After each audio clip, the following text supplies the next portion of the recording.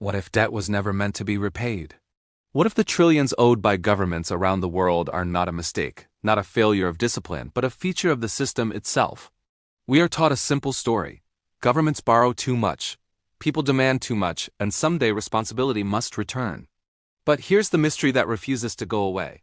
Why do the most powerful governments on earth, those that control armies, laws, and currencies, always choose debt, even when they know it grows faster than their economies? If debt is so dangerous, why has it become permanent? And why, in every major crisis, does the solution always seem to be more debt?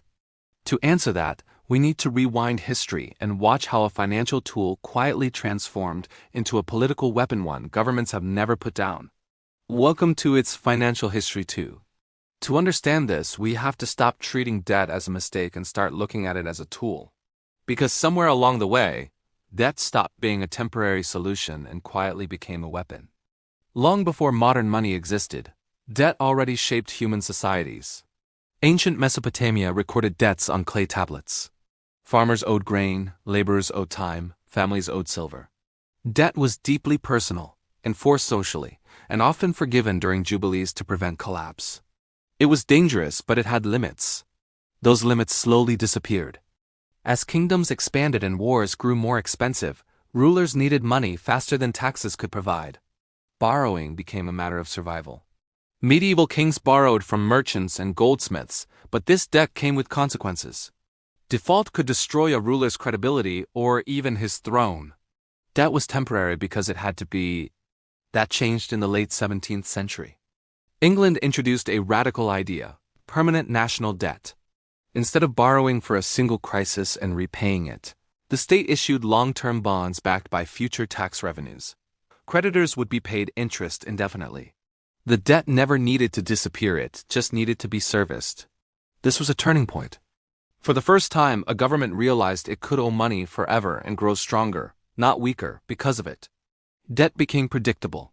Investors trusted it. Markets formed around it, and the state gained access to continuous funding. Other nations took notice.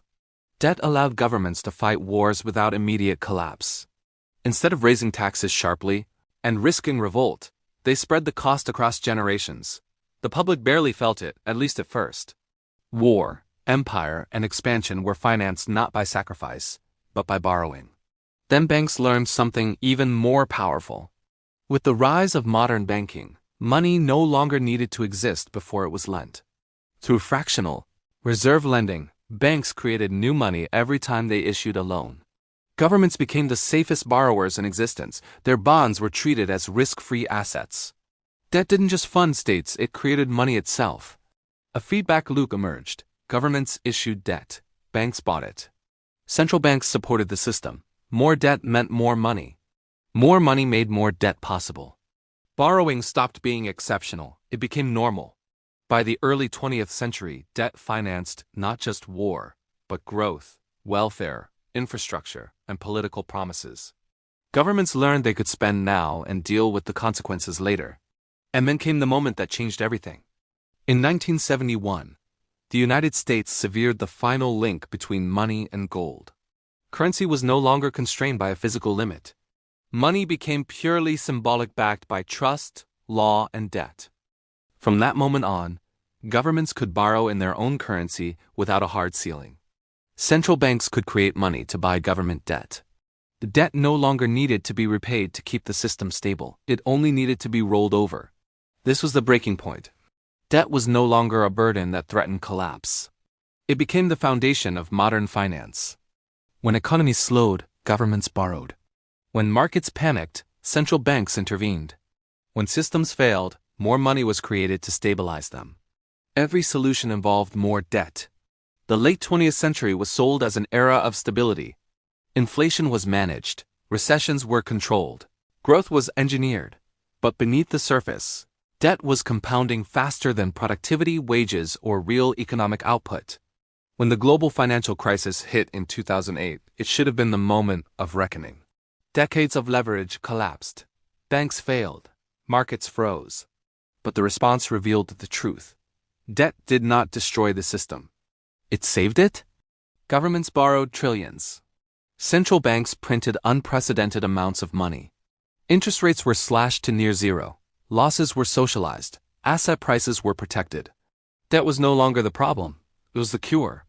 And once that precedent was set, it could never be undone. Since then, every crisis has followed the same pattern: pandemic, energy shock, financial instability. Each one answered with borrowing, stimulus, and central bank intervention. Each one making debt larger, more permanent, and more invisible. Governments still promise solutions: balanced budgets, fiscal responsibility, debt ceilings, structural reforms, but none of them last. Because the system can no longer function without debt. If governments suddenly stopped borrowing, markets would crash, asset values would fall, pensions would shrink, banks would fail, political legitimacy would erode overnight. Debt is not optional anymore. It is structural. So instead of repayment, the system relies on something else: time and inflation. Inflation quietly reduces the real value of debt. It transfers wealth from savers to debtors, from workers to asset holders, from the public to the system itself. No vote is required. No announcement is needed. Debt disciplines populations without visible force. High debt limits political choices. Markets punish disobedience. Austerity is framed as necessity. Democracy bends under financial pressure. This is why debt became a weapon. Not because governments are careless, but because debt allows them to survive crises, maintain control, and postpone consequences indefinitely. Today, global debt exceeds $300 trillion. Interest payments rival military spending. Central banks hold massive portions of government bonds. Deficits are permanent. Emergencies never end.